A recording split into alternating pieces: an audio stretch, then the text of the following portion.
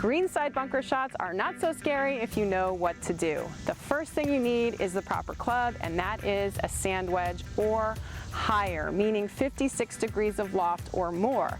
These clubs are built with a special sole, which is the bottom of the club, that's wider and has an angle that helps the club glide through the sand and not dig too much. We want to next evaluate the condition of our bunker. It might be very packed and wet, there might not be a lot of sand in it, or it might be very fluffy and silky. The fluffier the lie is, the more open you want the face, and the firmer and more packed the lie is, the more square you want the face, and probably move the ball back to the middle of your stance. So it's kind of a spectrum of setup positions depending on the conditions. The most important one being how that leading edge of your wedge reacts with the sand. If you square up the blade, you're going to take a little more sand, which could be helpful when the bunker's packed. But when the bunker's really fluffy, you don't want to dig too much, so you're going to open the blade, and that's going to help you skim the sand a little bit more. So today we're going with that average in-between position because of the conditions. The next thing is how to set up. We want a wide stance, we want to wiggle in our feet for balance.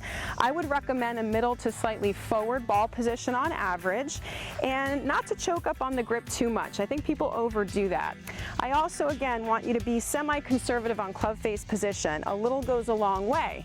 If we open the face, we have to get that face to point to our flag, or the ball's going to go to the right. So I'm going to open my face a little, but then angle my feet slightly left of my target so that my club face points at my target. This also isn't a very long shot, so I don't need power, but I do want control. So I'm going to set up with my pressure on that front left thigh.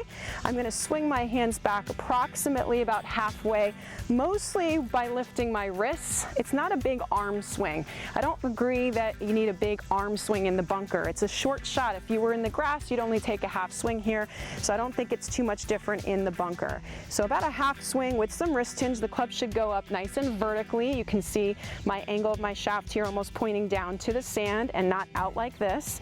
And so then I'm going to let the club drop behind the ball in the sand. So I'm aiming for about 2 inches behind the sand, and then I'm going to splash through to a finish, turning my body, letting the club do the work. Oh, perfect. It's rolling down the hill. We'll take it. Woo, and I even got an audience to watch today.